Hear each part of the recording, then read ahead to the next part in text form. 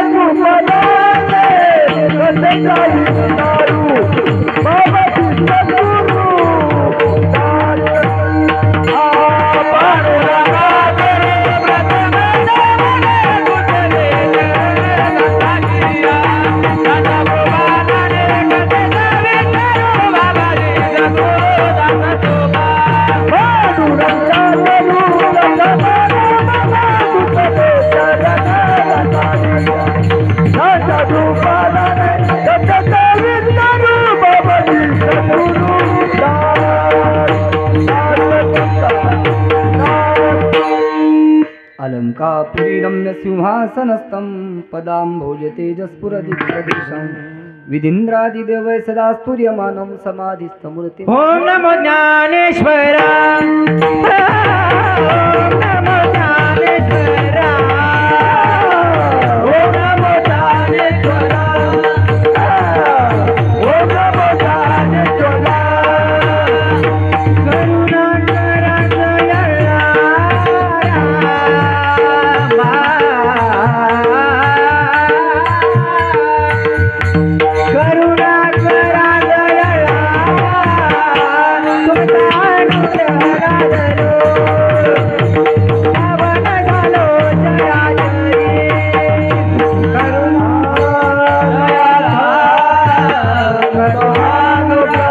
दयाळा तुमचा अनुग्रह झालो, पावन झालो चराचरी. ओम नमो ज्ञानेश्वरा, करुणा करा दयाळा तुमचा अनुग्रह झालो, पावन झालो चराचरी. नमो ज्ञानेश्वरा, करुणा करा दयाळा तुमचा अनुग्रह झालो, पावन झालो चराचरी.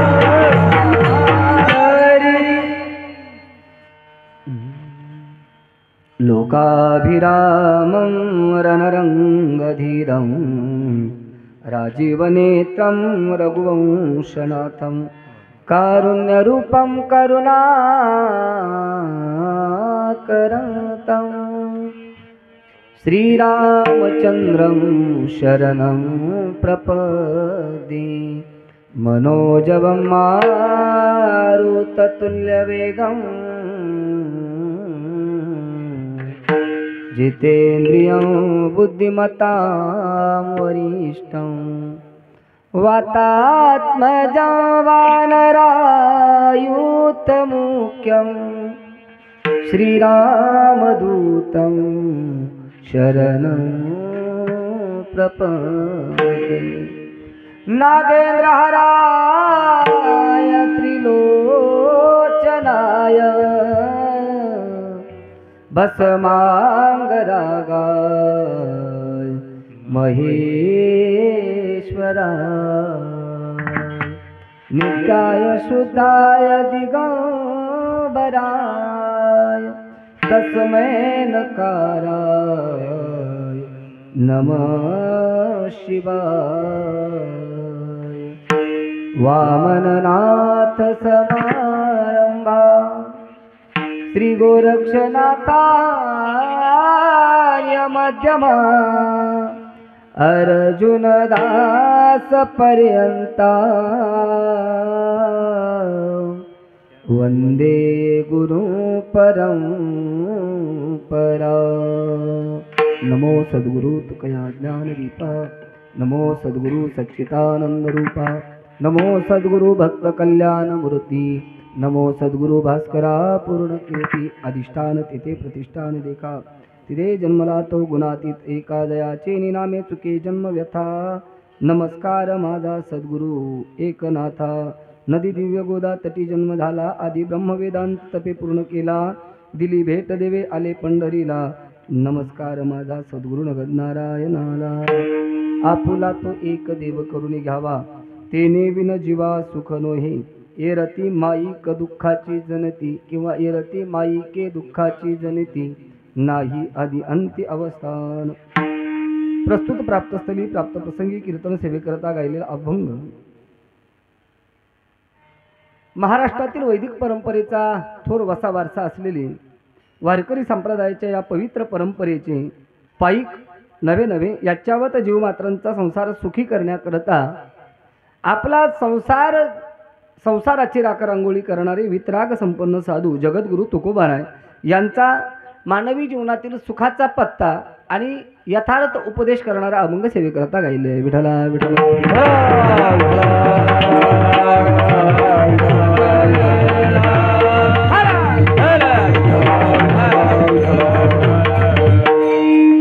अभंगाचा सरळशा भाव आपल्या समोर ठेवतोय।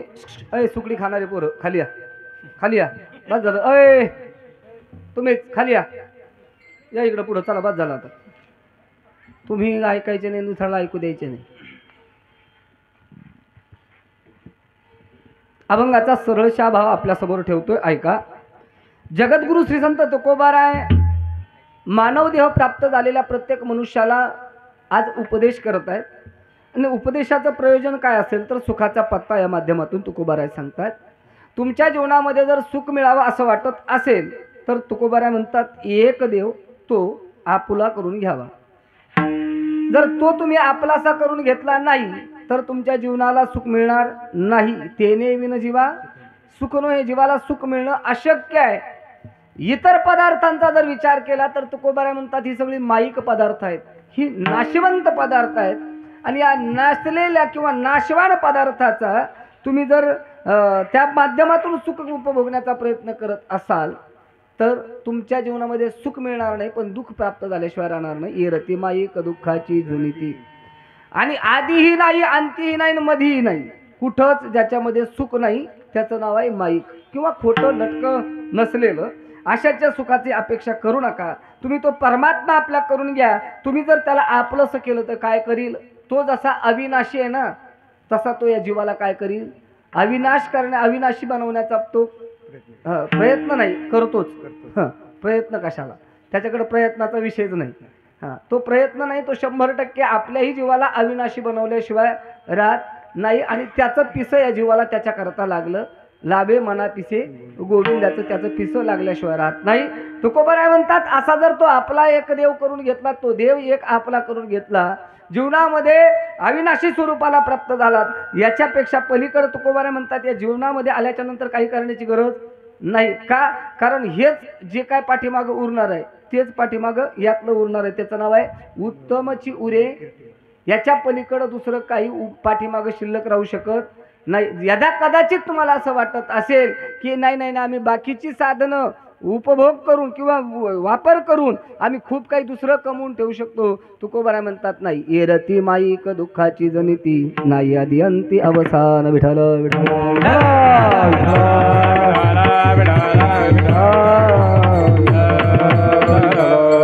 अभंगाचा सरळशा भाव आपल्या समोर ठेवलाय. अतिशय स्तुत्य आणि वैभवशाली या ठिकाणी हा कार्यक्रम, आज एक दिवसीय कीर्तनाचा सुंदरसा कार्यक्रम या ठिकाणी संपन्न होतोय. कुठलंही कार्य म्हटलं की त्या कार्याला कार्यकारण भाव असावा लागतो. जसं यत्र यत्र वन्नी तत्र तत्र धुमो, धूर निघतो त्या अर्थी जाळ झालेलाच आहे. याच्यात काही शंका घ्यायचं कारण नाही. एखादा कार्यक्रम होतोय याचा अर्थ तिथं काहीतरी कारणाशिवाय कार्य घडत नाही. आपल्या कार्याचं कार्यकारण भाव आपल्या सगळ्यांना माहिती आहे, तरी सुद्धा वक्ता या नात्यानं मला हे मांडणं क्रमप्राप्त आहे. म्हणून आज वैकुंठवासी गणपतराव हरिभक्तीपरायण वैकुंठवासी गणपतराव शामराव पाटील खरात यांच्या आठव्याचं ना 9व्या का त्याच्यावर 8व्या दिलंय म्हणून म्हणलं. हां बरं, मिस्टेक झाली समजा, काय हरकत नाही, पण मला पुन्हा कन्फर्म करून घेणं गरजेचं आहे. 9व्या पुण्यस्मरणाच्या निमित्तानं, पुण्यतिथीच्या निमित्तानं या ठिकाणी हा सुंदर एक दिवसीय कीर्तनाचा सुंदरसा कार्यक्रम आहे. मला असं वाटतं की पाठीमागं बसलेली जी काय वट्यावरची मंडळी आहे, जर त्रास नसेल, तुम्हाला काही त्रास नसेल तर तुम्ही पुढे येऊन बसलात तर मला जरा बरं वाटेल. तुम्हाला जर त्रास नसेल तर बरं का, आणि जर त्रास असेल तर नाही आला तरी चालेल. फक्त ज्यांनी काय खाली पाय लट केलेले, तुम्ही काय सर्कस पाहायला बसलेले नाहीत, तुम्ही थोडेसे पाय वर घेतले तर मला बरं होईल. ज्यांना त्रास असेल त्यांनी नाही घेतला, कारण आताचा काळ असा आहे, व्यक्ती स्वातंत्र्य आहे महाराज, घटनेनं व्यक्ती स्वातंत्र्य दिलं आहे सगळ्याला, त्याच्यामुळे कोणाला आपण बंधन घालू शकत नाही. पण ही वारकरी संप्रदायाची परंपरा आहे. या परंपरेला कुठलीही घटना लागत नाही. ही परंपरा कुठल्याही घटनेच्या अधीन राहून कार्य करू शकत नाही, हे सत्य सांगतोय मी. बरं, हां, विपर्यास करू नका. पण वारकरी संप्रदायाची एक वेगळी घटना आहे. हां, त्याला अलिखित दंडक असं आपण म्हणतो, आणि हा अलिखित दंडक सगळ्यांना पाळणं अतिशय गरजेचं असतं. म्हणून विनंती करतोय. म्हणून आज आपल्या या पवित्र स्थानावरती मौजे डोमलगाव या पवित्र नगरीमध्ये थोडं भोंग्याचा आवाज कमीच करा, खणकाय लागलाय, म्हणजे मला त्याचा रिटर्न जास्त आधीचाच चांगला आवाज येतो. साऊंडचा मॉनिटरचा वाढला तर चालेल. बस बस, वा वा. विठाल विठाल विठाल.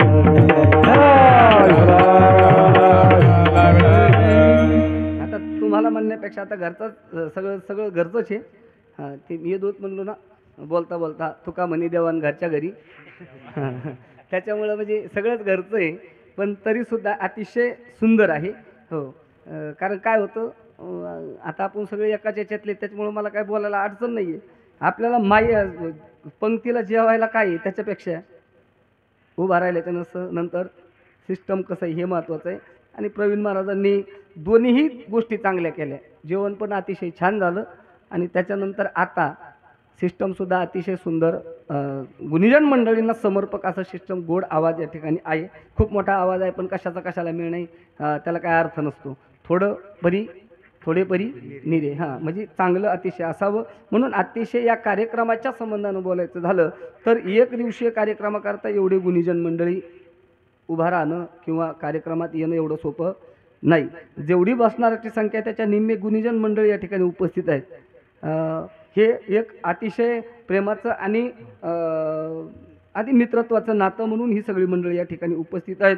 ज्यांचं आदरानं नाव घ्यावं असे हरिभक्तीपरायण आमचे रवी अण्णा, ज्यांनी सुंदर चाल गायली, ते या ठिकाणी उपस्थित आहेत.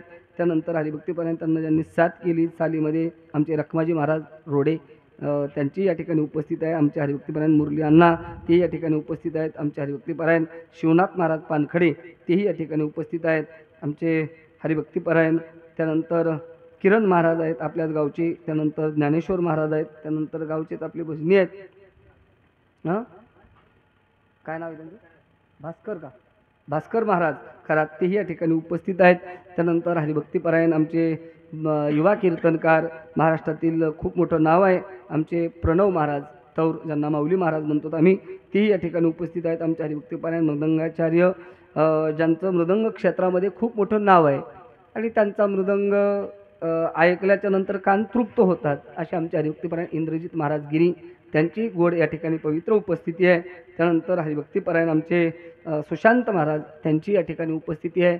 त्यानंतर हरिभक्तीपरायण आमचे किशोर महाराज मोटकर त्यांची या ठिकाणी उपस्थिती आहे. त्यानंतर हरिभक्तीपरायण आमचे नामदेव महाराज त्यांची या ठिकाणी उपस्थिती आहे. आपल्या गावातली सर्व भजनी मंडळी महाराज मंडळी या ठिकाणी प्रेमानं आवर्जून या ठिकाणी उपस्थित आहेत. सर्वांना धन्यवाद देतो. सुंदरशी आपली घरचीच पण अतिशय स्तुत्य अशी साऊंड सिस्टीम वैष्णवी मंडप डेकोरेशन आमचे प्रवीण महाराजांचे चुलते सुंदर अशी सिस्टम लावलेली, त्यांना धन्यवाद. ज्यांच्या माध्यमातून सेवा मला या ठिकाणी प्राप्त झाली. आपल्या गावचं वैभव हरिभक्तीपरायण आमचे भजन सम्राट गायनाचार्य ज्यांच्यामुळे आज ही सगळी मंडळी उपस्थित आहेत. आमचे प्रवीण महाराज खरात यांच्याकडून सेवा मिळाली. गेल्या 9 वर्षापासून त्यांचे वडील आदरणीय हरिभक्तीपरायण आमचे उद्धव महाराज उद्धव गणपतराव पाटील खरात आणि आमचे नवनाथ गणपतराव पाटील खरात यांच्या माध्यमातून ही पुण्यतिथी मोठ्या आनंदानं प्रेमानं सर्व परिवार आपण ग्रामस्थ मंडळी मोठ्या संख्येने उपस्थित राहून या ठिकाणी ही सेवा करत आहे. त्याबद्दल सर्वांना धन्यवाद. आमच्या भक्ती दिदी मोरे संस्थेची विद्यार्थिनी तिचे वडील काका ही या ठिकाणी आलेले आहेत. आमचे केदार महाराज आहेत. सर्वांना धन्यवाद देतो आणि सेवेला सुरुवात करतो. विठाला विठाला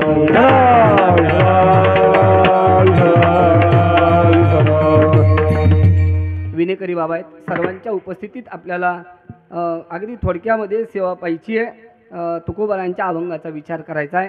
जगद्गुरू तुकोबारा असतील, आधी करून संत मांदियाळे असेल, कुठल्याही संताच्या बाबतीत जर आपण विचार करायला गेलो तर प्रत्येक संताने प्रत्येक आपल्या वाङ्मयाच्या माध्यमातून जगाला काहीतरी बोध होईल, जगाच्या कामी काहीतरी आपलं वाङ्मय येईल, असंच वाङ्मय प्रत्येक संताचं आहे. बरं, याच्या व्यतिरिक्त परिस्थिती अशी आहे, कुठल्याही संताचं वाङ्मय घ्या तुम्ही, कुठल्याही संतांच्या बाबतीत पहा तुम्ही, कुठल्याही संताकडे जा. आज असं झालंय एका पक्षातले लोक सोबत राहतात पण एकसारखं बोलत नाहीत. मला तिकडं न्यायचं नाही, मला त्याच्याशी घेणं देणं नाही. सामान्य जीवनाचा जर विचार केला, सामान्य जीवन आणि संत जीवन काय असतं मला हे सांगायचं होतं.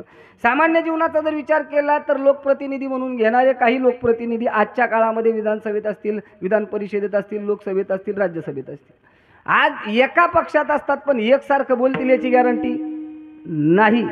पण वारकरी संप्रदायाची जी आचार विचार प्रणाली आहे ना, ज्यांनी अंगीकृत केली त्या प्रत्येक संताचा जर विचार केला तर कुठल्याच प्रकारचा भेद संतांच्या वचनामध्ये पाहायला मिळत नाही, वाङ्मयामध्ये पाहायला मिळत नाही. या विठाल विठाल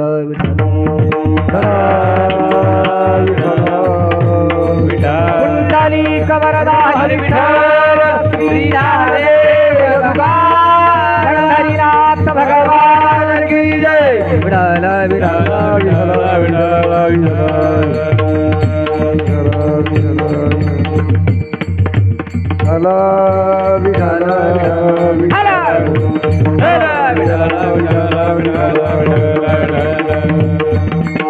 खूप मोठा दिव्य योग आहे. पहा, कीर्तनात कलाकाराची अडचण असती. आज कीर्तनात कीर्तनकार इतके झालेत, आहे की नाही. फक्त आता माझ्याकडे जबाबदारी दिली म्हणून मला बोलावं लागणार आहे, नाही तर अगदी एक एकाचे नि मनोव्यापार आहे. हे विश्वची होय किंवा एक एका होनी बळी रे, अशी महाराष्ट्रातील दिग्गज मंडळी या ठिकाणी उपस्थित आहेत. महाराष्ट्रामध्ये खूप मोठं ज्यांचं नाव आहे. हो, आता खरं तर मामाच्या आधी भाषेचं नाव घ्यावं लागतं, त्याबद्दल दिलगिरी व्यक्त करतो बरं, नाही का. पण महाराष्ट्रामध्ये ज्यांचं नाव आहे असे महाराष्ट्रातील बाल कीर्तनकार आणि आपल्या परिसराचं नव्हे महाराष्ट्राचं वैभव, वारकरी संप्रदायाचं वैभव आमचे चैतन्य महाराज राऊत यांची गोड उपस्थिती आहे. सर्वांनी टाळ्या वाजवून त्यांचं स्वागत करा. त्यानंतर आमचे हरिभक्तीपरायण ज्यांनी या चैतन्य महाराजांना घडवण्याकरता खूप असे परिश्रम घेतले आणि आजही घेत आहेत असे हरिभक्तीपरायण महाराष्ट्रातील मृदंग क्षेत्रातील एक खूप मोठं नाव आदरणीय अंकुशजी महाराज काळी त्यांची उपस्थिती आहे. त्यांच्याकरता एकदा टाळ्या वाजवा. आमचे धर्मा महाराज त्यांची या ठिकाणी उपस्थिती आहे. थोडे लेट आले पण थेट आले. ते रात्रीच माझ्यासोबत येणार होते पण जरा थोडंसं मागं पुढं झालं आणि त्याच्यामुळं ते आत्ता या ठिकाणी उपस्थित आहेत. सर्वांना धन्यवाद देतो. आमचे काकाई आहेत, सर्वांना धन्यवाद देतो आणि सेवेला सुरुवात करतो. विठाल विठाल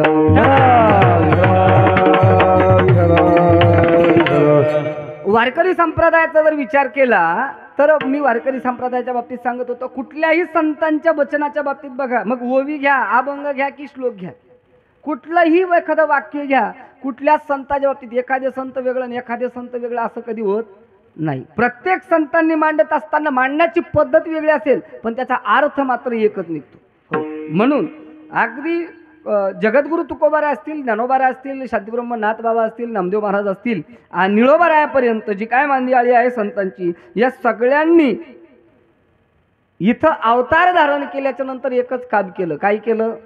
तुमच्या आमच्या जीवनामध्ये, तुमच्या आमच्या जीवनातलं जे काही दुःख आहे हे दुःख कसं नाहीसं होईल, हे दुःख कसं संपल्या जाईल, किंबहुना तुमचं आमचं जीवन सुखी कसं बनेल याचा प्रत्येक वेळोवेळाला क्षणाक्षणाला कोणी विचार केला?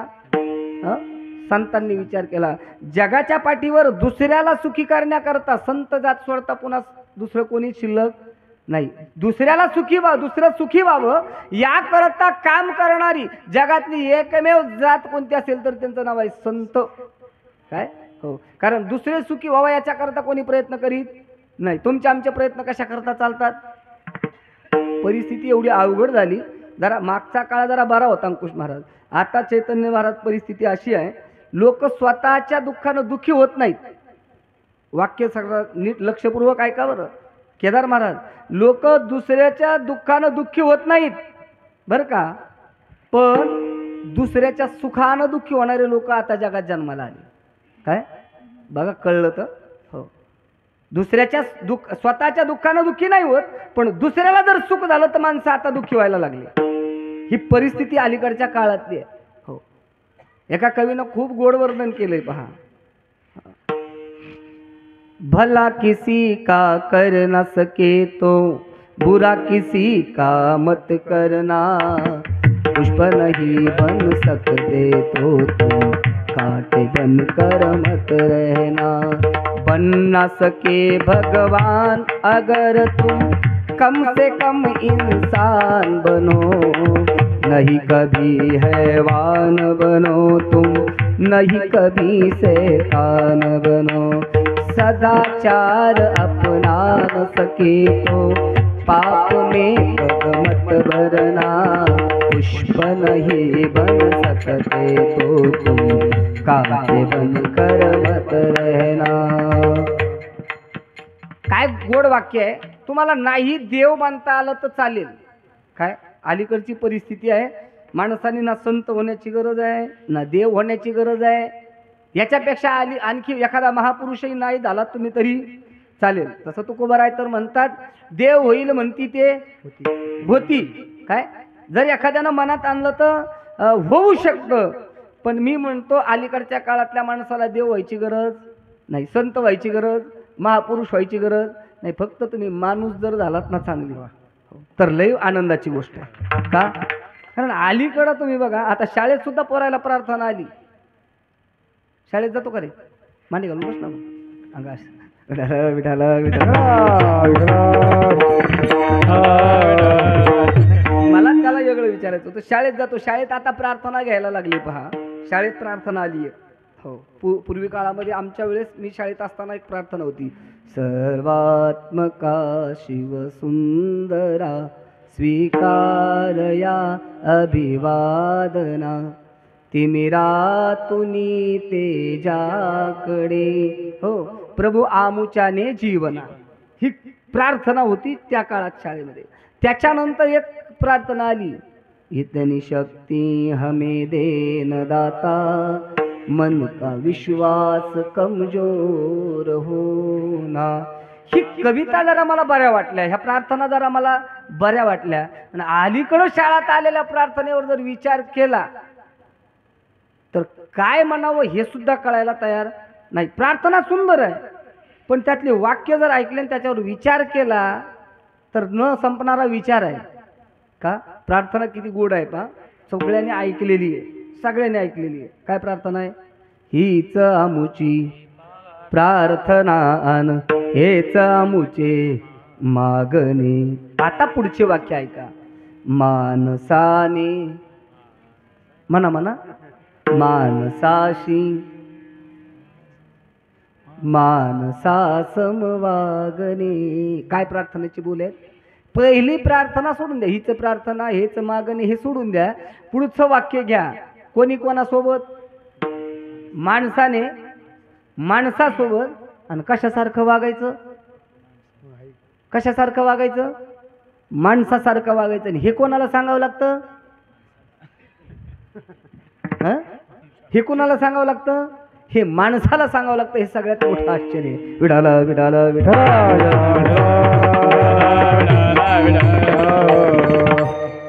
म्हणजे अलीकडच्या जीवनाचा जर विचार केला तर मी सांगत काय होतो, आज माणसं माणसासारखे वागायला तयार नाही. म्हणजे काय करायला लागले? मग पायानं चालणारा माणूस डोक्यानं चालायला लागला का? वेगळं काही करायला लागला का? नाही हो. फक्त माणसाच्या विचारात जो बदल झालाय ना अलीकडच्या काळात, ती खूप मोठी शोकांतिकेची गोष्ट आहे. खूप मोठी शोकांतिकेची गोष्ट आहे. याच्यावरती तुमच्या आमच्या सारख्यानं विचार करणं गरजेचं आहे. आणि त्याच्यापेक्षा एक सांगू का, सामान्य माणसाने किती विचार करावा यापेक्षा जरा तोलून मोलून बोलेल. सामान्य माणसाने किती विचार करावा याच्यापेक्षा संप्रदायातल्या मंडळींनी आज विचार करण्याची गरज आहे. आणि आज विचार करायला तयार नाहीयेत. सहजच कोण काय बोलन कसं बोलन काहीच सांगायला तयार नाही. अरे आम्ही जर एखादी परंपरा चालवत असू, आम्ही जर एखादी मांदियाळी सोबत घेऊन चालत असू, एखादी कम्युनिटी सोबत घेऊन चालत असू, तर आमचं बोलणं अतिशय तोलून मोलून असलं पाहिजे.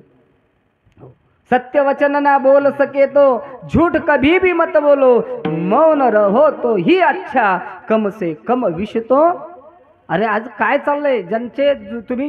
ज्यांना कोणीतरी श्रद्धास्थान म्हणताय, ज्यांना कोणीतरी तुम्ही मोठं म्हणून घेताय, आज त्यांच्याकडूनच कुठंतरी विष कालवल्या जाते संप्रदायामध्ये. ही खूप मोठी वाईट गोष्ट आहे. याचा विचार करणं आज काळाची गरज आहे. संतांनी हे विचार नाही दिले. संतांनी जे विचार दिले त्या विचारापर्यंत जर आम्ही गेलो, संतांच्या विचारापर्यंत आम्ही जर गेलो, संतांच्या विचाराचं पायकत्व जर आम्ही स्वीकारलं, तर पहा ना माझ्या ज्ञानोबारायांचे काय विचार आहेत. हे विश्वची माझे घर, ऐसी मती दयाची स्थिर, आणि किंबहुना चराचर आपणच जा. तुकोबारायांनी म्हणावं. हो, ज्ञानोबारायांनी, तुकोबारायांनी, नाथ महाराजांनी कुठल्याही संताकडे जा, प्रत्येक संतानं समत्वाचा, बंधुभावाचा विचार आमच्या जीवनामध्ये दिला. आम्ही तो विचार पुढे घेऊन जातोय का? या गोष्टीचा विचार संत महात्म्यांनी काहीशे वर्षापूर्वी केला आणि ते वाङ्मय आमच्या करता दिलं, पण आम्ही त्या वाङ्मयाचा दुरुपयोग करायला लागलो. पहिली गोष्ट. दुसरी महत्वाची गोष्ट, कुठल्याही संताकडे जा, प्रत्येक संतानं जगाच्या कल्याणाचा विचार केला. म्हणून तर कोणीतरी म्हटलं जगाच्या कल्याणा देह कष्ट वीती पर उपकारी, देह कष्ट वीती पर उपकारी,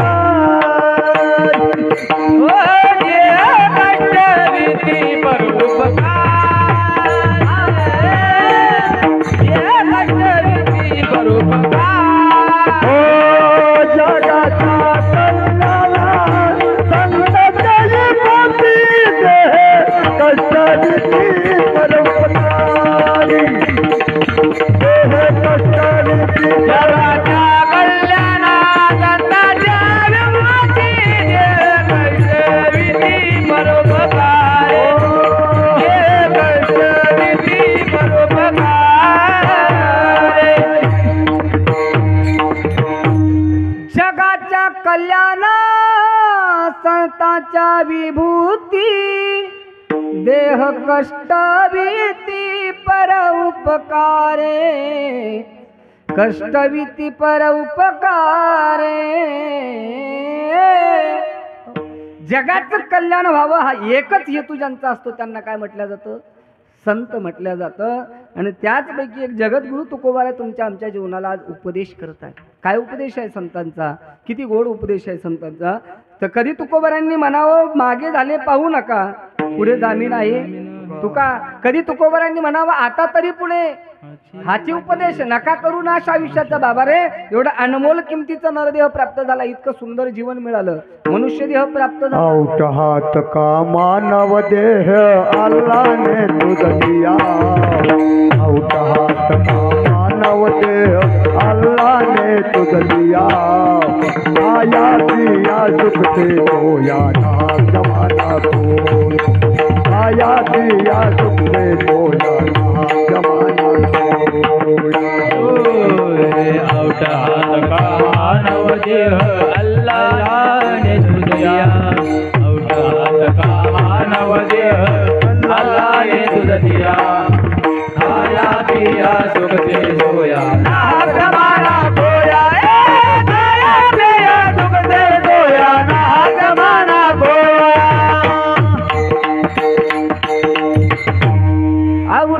हात का मानव देह अल्लाह ने तुझ दिया, औट हात का मानव देह अल्लाह ने तुझ दिया, खाया पिया सुख से सोया, ओ खाया पिया सुख से सोया, नाहक जमाना खोया, खाया पिया सुख से सोया, नाहक जमाना खोया, तू भज मन नारायण, तू भज मन नारायण, तू भज मन नारायण, तू भज मन नारायण.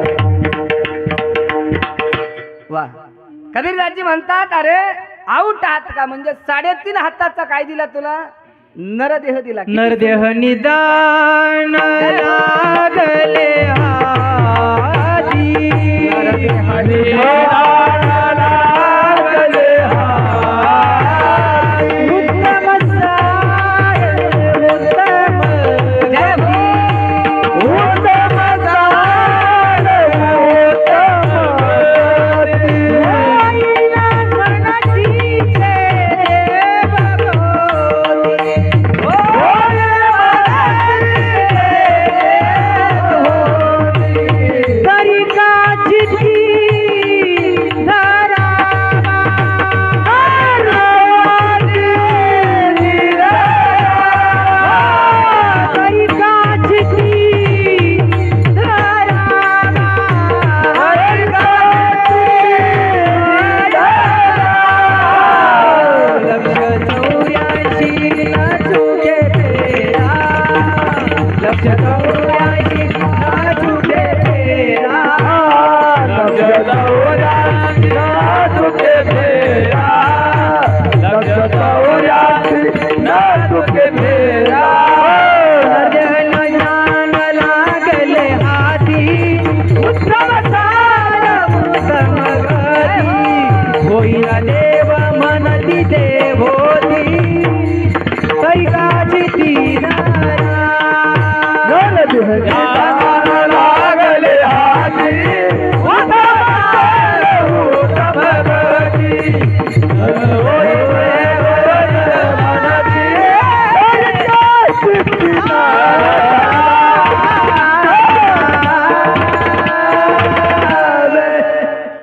नरदेह निदान लागले हाती, उत्तम सार उत्तम गती, देव होईन मनती ते होती, तरी काची ती नदरावा. हे सुंदर सार नरदेह प्राप्त झाला. किती सुंदर. त्याच्या अगोदर महाराजांनी सांगितलं उत्तम सार उत्तम गती. आणि या देहानं जर ठरवलं तर माणूस काय होऊ शकतो? केदार महाराज काय होऊ शकतो? गिरी महाराज देव होऊ शकतो. देव देव होणं शरीर सोपं नाही. उत्तम चांगले, शरीर उत्तम चांगले, शरीर सुखाचे गोसले, शरीर सुखाचे गोसले, शरीर चांगले गोसे, शरीर चांगले गोसले, शरीर साधले परब्रह्मा, शरीर उत्तम चांगले, शरीर उत्तम चांगले, शरीर साधले परब्रह्मा, ओ शरीर उत्तम चांगले, शरीर उत्तम चांगले. शरीर उत्तम चांगले, शरीर सुखाचे घोसले. हो, शरीराचा जर विचार केला तर चांगलं तर आहेच, पण शेवटचा टोक आपला महत्वाचा आहे. शरीरे साधिले परब्रह्म. तुम्ही परब्रह्म साधू शकता. नवे नवे तुम्ही त्या गतीला प्राप्त होऊ शकता, तुम्ही त्या स्वरूपाला प्राप्त होऊ शकता, तुम्ही सुद्धा देव होऊ शकता. फक्त माणसाच्या काय आलं पाहिजे? मनात आलं पाहिजे. आमचं सगळं होतं, सगळं, फक्त काय होत नाही? फक्त मनात येत नाही. एका मामू होते, ते घोडं घेऊन जायचे रोज. आता पोरं रस्त्यानं बसले का पोराने म्हणावं, मामू घोडा कितना कुत्ता, म्हणजे किती उडतं घोडं, किती उडी मारतं. ते म्हणायचं बहुत कुत्ता. ते मामून म्हणायचं बहुत कुत्ता. बताओ ना फिर मामू. आता ते पोरं ते मामूला म्हणायचे कितना कुत्ता मामू रोज सांगायचं बहुत कुत्ता. एक दिवस पोरं नाडीला म्हणले मामू आज खुदाव बोले ये घोडे को खुदेव म्हणले. ते म्हणले उसके दिल में नाही आता. ते उडी हाणताय म्हणले पण त्याच्या मनात येत नाही. तुमचं आमचं तसंच आहे. आम्ही देव होऊ शकतो पण आम्ही मनात आणत नाही. एक उदाहरण सांगतो बोलता बोलता. शतकोटी भाग 2 मध्ये उदाहरण आले मला वाटतं ते. उदाहरण असं आहे, एक माणूस शाळेवरती शिपाई होता. कुठं? शाळेवरती. कदाचित कोणी ऐकलेलं असेल नसेल मला सांगता नाही येणार, ऐकल्यानंतर पुढं लक्षात येईल कोणाच्या. शाळेवरती शिपाई होता पण कुठल्या? भारतातल्या नाही. अंकुश महाराज तो अमेरिकेतल्या शाळेवर. आणि काय भाकड कथा नाही सांगायलो मी, तुम्ही हसायले माझ्याकडे पाहून. 8-9 जरी भाकड आहे तर मी काय भाकड कथा सांगत नाही, असं काही डोक्यात आणू नका कोणी. हो हां, ही सत्य घटना आहे. हे कथा ते काय हे कहाणी सत्य घटना पर आधारित आहे, खरीच आहे बरं का. ऐका, त्या अमेरिकेच्या शाळेवर तो काय होता? शिपाई होता. काम काय होतं त्याच्याकडे? फक्त शाळा भरायच्या वेळेस घंटी वाजवायची, मधल्या बेलला इंटरव्हेलला तास झाला का घंटी, मधल्या बेलला घंटी, इंटरव्हेलला घंटी, शाळा सुटताना घंटी. त्यानं सारखं घंटी वाजवायचं काम करायचं. पण ऐका, एक दिवस धर्मा महाराज घंटी वाजवता वाजवता एक दिवस त्याच्या काय मनात आलं कोणास ठाऊक, आणि त्यानं घंटी वाजवायचं. ते घन घन असा आवाज यायचा. त्यानं सुरुवात केली घन घन घन. अमेरिकेचा राष्ट्राध्यक्ष वॉशिंग्टन. कोण म्हणायचा? शाळेवरचं शिपाई. त्याचं नाव काय होतं? वॉशिंग्टन. कसा कुठं कामाला होता? मुरली महाराज शाळेवर शिपाईचं काम करत होता, घंटी वाजवत होता. तुम्ही फक्त अलीकडेच ऐकला संचा ऐकणारा पंतप्रधान होऊ शकतो, हे तुम्ही आत्ता ऐकलं. पण हे त्यावेळेस घडलेली घटना आहे. हो, घन घन घन. अमेरिकेचा राष्ट्राध्यक्ष वॉशिंग्टन आणि शाळेवरचा शिपाई कामाला लागला. कशाच्या? राष्ट्राध्यक्ष व्हायच्या. आणि त्यांनी एवढी स्वतःची कीर्ती बनवली, एवढा मोठा झाला, एवढा मोठा झाला. एक दिवस तो शाळेचा शिपाई अमेरिकेचा राष्ट्राध्यक्ष झाला. राष्ट्राध्यक्ष. एवढ्यावर तो थांबला नाही. त्यानं पुढं इतकं कार्य केलं, गौरवशाली कार्य केलं की स्वतःच्या नावानं पुन्हा अमेरिकेमध्ये एक शहर बसवलं. त्या शहराचं नाव काय दिलं? वॉशिंग्टन. एवढ्यावर थांबला नाही तर ऐका, जगामध्ये प्रगतशील राष्ट्रामध्ये पहिलं नाव कुणाचं येतं तर अमेरिकेचं येतं. महासत्ता असणाऱ्या त्या अमेरिकेची त्यानं त्या शहराला काय बनवलं? राजधानी बनवलं. आणि आजही तुम्ही अमेरिकेत गेला किंवा अमेरिकेचा इतिहास पाहिला, वर्तमान काळ पाहिला, तर अमेरिकेची राजधानी काय आज? वॉशिंग्टन. कोणाच्या नावानं? कोणाच्या? एका शिपायाच्या नावानं. जर एक सामान्य शिपाई एवढी मोठी कारकीर्द प्राप्त करू शकतो तर मग माझे तुकोबराय म्हणतात देव होईन म्हणती ते होती. जर तो राष्ट्राध्यक्ष बनू शकतो तर तुम्ही आम्ही देव नाही होऊ शकत का? तुम्ही आम्ही संत नाही होऊ शकत का? होऊ शकतो. फक्त आमचं काय चालतं माहिती आहे का महाराज? ते काय आमच्या नशिबात आहे का? हां, आम्ही काय तेवढे? तुम्ही चांगले बना ना, काय हरकत आहे?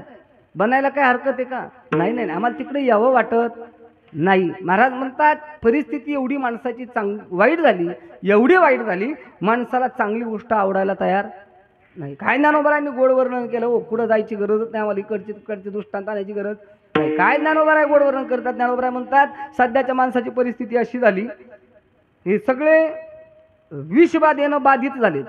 कशानं? विषबाधेनं बाधित झाले. तुम्ही ऐका, आता मी सोपं उदाहरण विचारतो आणि माझा असं स्वभाव की मी चालता चालता बोलता बोलता उदाहरण जे तुम्हाला कळन असं देण्याचा प्रयत्न करतो. मला सांगा, लिंबाचा पाला कसा आहे? उद्धव महाराज, लिंबाचा पाला कसा आहे? कडू आहे की नाही? कशाचा? लिंबाचा पाला कसा आहे? कडू आहे. खरं आहे का नाही? लिंबाचा पाला कडूच आहे. मी कुठं म्हणतो गोड आहे? कडूच आहे. लिंबाचा पाला कडू आहे. पण ऐका, तो लिंबाचा पाला जर एखाद्या माणसाला खायला दिला आणि जर समजा गोड लागला तर याचा अर्थ काय? जुन्यातलं कोणी असलं तर नाही, चेअरमन आहे तर त्यांना नसलं ऐकू आलं तर पुन्हा तुम्हाला परत सांगतो. लिंबाचा पाला कसा आहे? कडूचे, पण एखाद्या माणसाला सद्ग्रस्ताला खायला दिला आणि तो जर म्हणला का तो गोड लागतोय तर त्याचा अर्थ काय? हं? हा, त्याचा अर्थ काय? आता साध्या सोप्या भाषेत सांगतो, विष बाधा त्याला झाली म्हणजे त्याला सर्पदंश झाला. लिंबाचा पाला कसा आहे? कडू आहे, पण गोड कधी लागतो? कधी लागतो? विष बाधा झाल्यावर. तसं ज्ञानोबा म्हणतात विषय कसे आहेत? कसे आहेत? विषय कडू आहेत, पण माणसाला काय लागायला लागले? म्हणजे विषयाचे सुख येते वाटे गोड पुढे अवघड यमदंड, पुढे अवघड यमदंड. विषयाचे सुख येते वाटे गोड पुढे अवघड यमदंड, पुढे अवघड यमदंड. विषयाचे सुख येथे वाटे गोड पुढे अवघड, पुढे अवघड यमदंड. विषयाचे सुख येथे वाटे गोड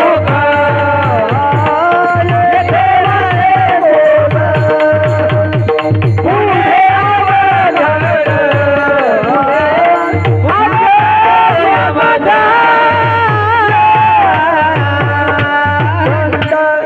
विषयाचे सुख येथे वाटे गोड आणि पुढे अवघड यमदंड. ज्ञानोबा त्याच्याही पुढे जाऊन म्हणतात, किती विषबाधा झाली आम्हाला. ज्ञानोबांनी ओवी खर्च केली. विषय विषयाचा परिपाडू, गोड परमार्थ लागे कडू, कडू विषय तो गोडू जीवासी झाला. विषय कडू गोडू जीवासी झाला. विषय कसे आहेत?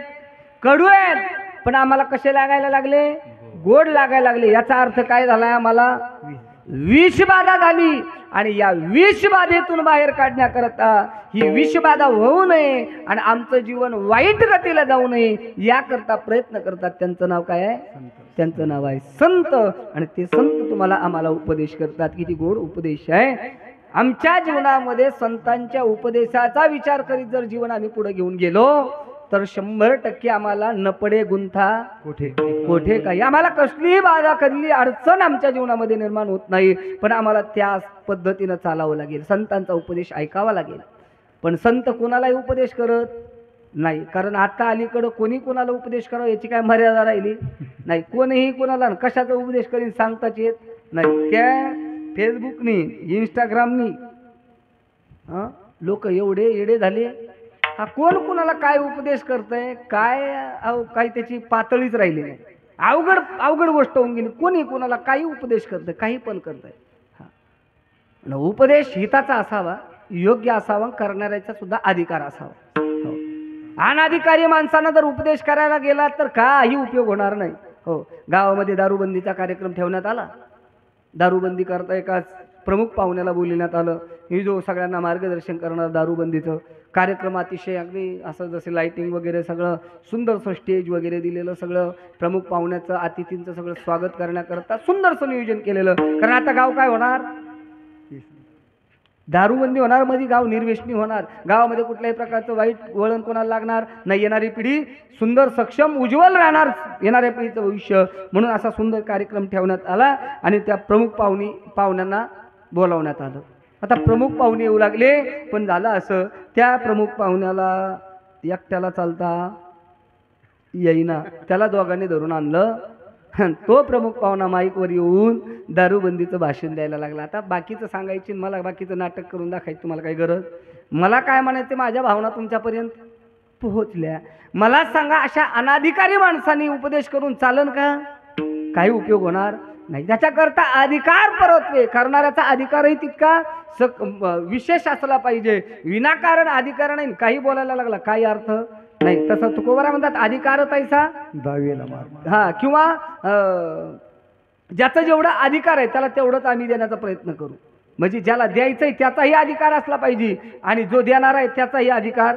हा, एक अनाधिकारी एक अधिकारी तरी मेळ बसत नाही. याचा अर्थ मला काय सांगायचा आहे, कोणीही कोणाला उपदेश करून चालत नाही. नाथ महाराजांनी तर उपदेश करणाऱ्याला आज पहिल्यांदा सांगितलं. नाथ महाराजांनी पहिला उपदेश करणारा जोडला. नाथ महाराज म्हणले उगच विनाकारण कोणाला उपदेश करत बसायचं नाही. हो, कुणाला करायचं नाही ज्याला ऐकून घेण्याची क्षमता नाही. तुम्ही एखाद्याला चांगलं सांगायला लागले, नाही हो असं केल्याने असं होईल, चांगलं नाही, असं करू नये.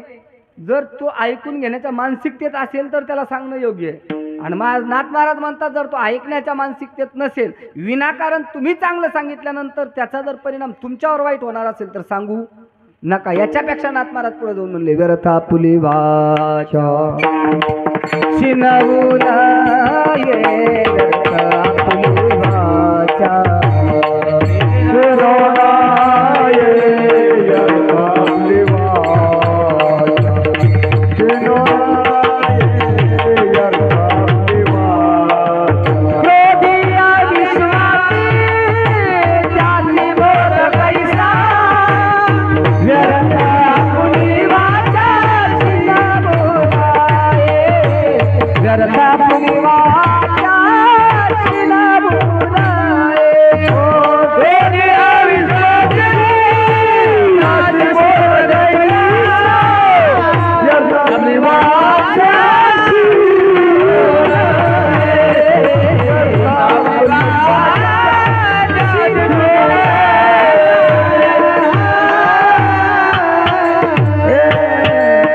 एखाद्याला तुम्ही एखादी गोष्ट चांगली सांगताय, पण त्याला जर त्याच्या हिताची गोष्ट पटत नसेल आणि तो जर तुमच्यावर रागवत असेल, त्याचा उलट परिणाम तुमच्या जीवनावर होत असेल, तर नाथ महाराज म्हणतात सांगू नका. याच्या पुढे शास्त्रकारांनी खूप गोड वर्णन केलं. शास्त्रकार तर म्हणतात नाथ महाराजाचे कसं आता शांत संत आहेत म्हणून नाथ महाराजांनी थोडी जरा चांगली भाषा वापरली, क्रोधी अविश्वासी त्यासी बोध कैसा. पण शास्त्रकार जरा त्याचं वर्णन पुढे जाऊन करतात. शास्त्रकार म्हणतात हा जो क्रोधी अविश्वासी आहे ना, हा याला क्रोधी अविश्वासी हा शब्द नाही लागू होत. शास्त्रकार त्याला मूर्ख म्हणतात. काय म्हणतात? मूर्ख म्हणतात. मूर्ख ज्याला चांगलं सांगितलेलं पटत नाही ना त्याला काय म्हणतात? मी नाही म्हणत बरं, शास्त्रकार म्हणतात. शास्त्रकाराचं वाक्य सांगतो. शास्त्रकार म्हणतात उपदेशो ही मूर्खानाम प्रकोपायन शांतये पैपानम भुजंगानाम केवलम विषवर्धनम. शास्त्रकार म्हणतात उपदेशो ही मूर्खानाम, मूर्ख माणसाला उपदेश करून उपयोग नाही. हो, मग आपल्याकडे जुनी एक म्हण आहे पा, हो काय, गाढवा पुढं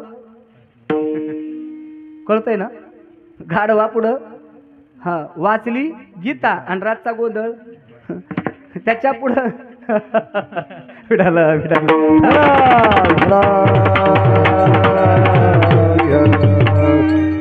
नाही. हे आपल्या खाजगी भाषेतलं बोलणं झालं. पण शास्त्रकार म्हणतात अशा मूर्ख माणसाला सांगणं उपयोगाचं नाही. हो, त्याचा परिणाम चांगला होत नाही. काय झालं बरं का, काय झालं, एका जणानं अनेक प्राणी पाळले होते. किती? अनेक. आता त्याच्याकडे सगळेच प्राणी होते. केदार महाराज सगळे प्राणी होते, वेगवेगळ्या प्रकारचे सगळे प्राणी होते. आणि त्या प्राण्यामध्ये त्याला शोक असल्यामुळे त्याने एक सापही पाळला होता. काय पाळायची गोष्ट नाही तशी, पण कीर्तनात पाळला होता. त्यानं साप पाळला होता. आणि मग साप पाळला, पण रोज त्यानं काय करायचं, एक पावशेर दूध त्या सापाला पाजायचं. रोज पावशेर दूध सापाला पाजायचा रोज. 6 महिने गेले. आणि काय झालं, ज्यानं तो साप पाळला होता त्याच माणसाचा एक 2 वर्षाचा मुलगा अंगणात खेळत होता. कुठं? त्याच्याच अंगणात खेळत होता. मुलाला काही ज्ञान नाही किंवा कळत नाही, मुलगा लहान आहे. मुलगा खेळत खेळत अंगणात त्याच्या मस्तीत आहे. आणि तेवढ्यात खेळता खेळता तिथं तो पाळलेला साप आला. काय? सापही त्याच माणसानं पाळलेला आहे, मुलगाही त्याच माणसाचा आहे. आता साप सापाच्या नादात आहे, मुलगा मुलाच्या नादात आहे. पण खेळता खेळता पोराचा पाय त्या सापावर पडला. पडू नये, पडला. आता मला सांगा, सापावरती पाय पडल्यावर सापाचा स्वभाव काय आहे? रामकृष्ण हरी, जय हरी. नाही, त्यानं त्याचा परिणाम दाखवला. त्यानं त्याचा परिणाम दाखवला, सर्पानं दंश केला. पण शास्त्रकार काय म्हणतात ऐका. आता शास्त्रकार म्हणतात सापानं त्या पोराला दंश करू नये केला, पण ऐका, साप कोणी पाळलेला होता? त्याच पोराच्या बापानं. दूध कोणी पाजलेलं होतं? त्याच पोराच्या बापानी. 6 महिने त्या पोराच्या बापानं दूध पाजलं. त्याचा परिणाम, ते का दूध का कर्ज पिक्चर नाही, ही म्हणजे शास्त्रकाराची घटना सांगतो मी तुम्हाला. 6 महिने दूध पाजल्यामुळे त्या सापानं जरी त्या पोराला दंश केला, पण शास्त्रकार म्हणतात 6 महिने दूध पाजल्याचा परिणाम त्या सापाच्या विषाचं रूपांतर कशात झालं? अमृतात झालं. काय? आणि त्या पोराला काहीच झालं असं होऊ शकतं का? हा, तुम्ही हा म्हणता मान हलवता, असं होऊ शकतं का? अहो, सापाला दूध नाही, तुम्ही अमृत पाजा. लक्षपूर्वक ऐका, सापाला दूध नाही, तुम्ही अमृत पाजा, तरी त्याचं इनकमिंग काय आहे, तो आउटगोईंग काय देणार आहे? फक्त विषच देऊ शकतो, दुधाच्या पलीकडे काही देऊ शकत. तुका म्हणे सरपा पाजली या क्षीर, तुका म्हणे सरपा पाजली या क्षीर, तुका म्हणे सरपा पाजली या क्षीर, तुका म्हणे सरपा पाजली या क्षीर, वमित आहार विष झाले, वमित आहार विष झाले, देवी भक्ताची आवडे पाखांड, देवी भक्ताची आवडे पाखांड, वमित भक्ताची आवडे पाखांड, देवी भक्ताची आवडे पाखांड.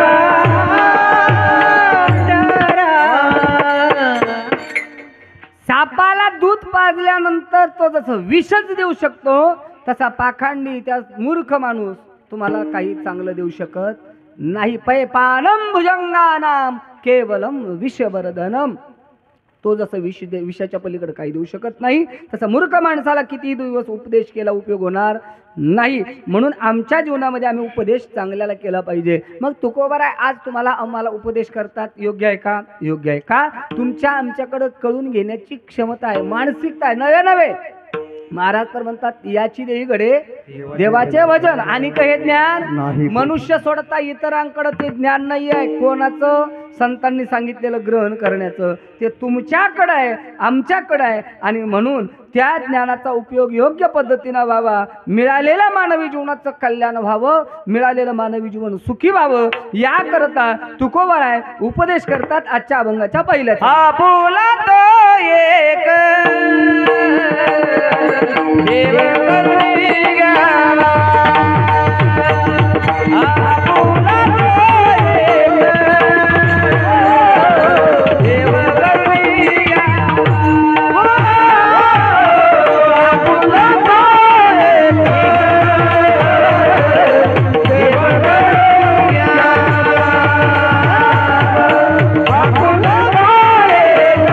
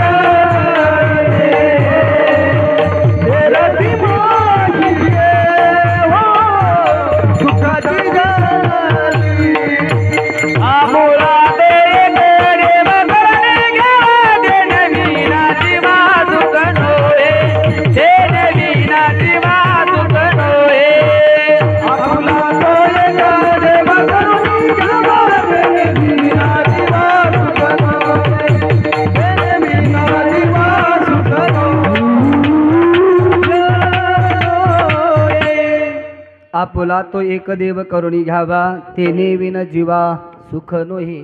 तुकोबार आहे म्हणतात, जर तुमच्या जीवनामध्ये तुम्हाला जर सुख प्राप्त व्हावं असं वाटत असेल तर तुम्हाला काय करावं लागेल?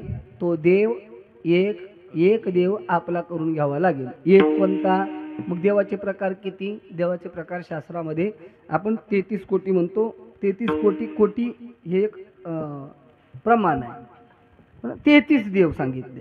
मग त्या 33 देवापैकी एक देव आपला करून घेतला पाहिजे. महाराज म्हणतात काय? देव एक कोणता? महाराज म्हटले, जो या देवांचाही देव बळया माझा पंढरीराव किंवा भीमातिरी एक बसविले नगर. भीमातिरी एक बसविले नगर. भीमातिरी एक बसविले नगर. त्याचे नाव पंढरपूर रे. त्याचे नाव पंढरपूर. हिलमुखाशी चार भुजाची. हिलमुखाशी चार भुजाची. बैल 16,000 रे. बैल 16,000 रे. नचत नवत गावार गेल्या सुख देई नवी सवारे. नचत नवत गावार गेल्या सुख देई नवी सवारे. नचत नवत गावार गेल्या सुख देई नवी सवारे. नचत नवत गावार गेल्या सुख देई नवी सवारे.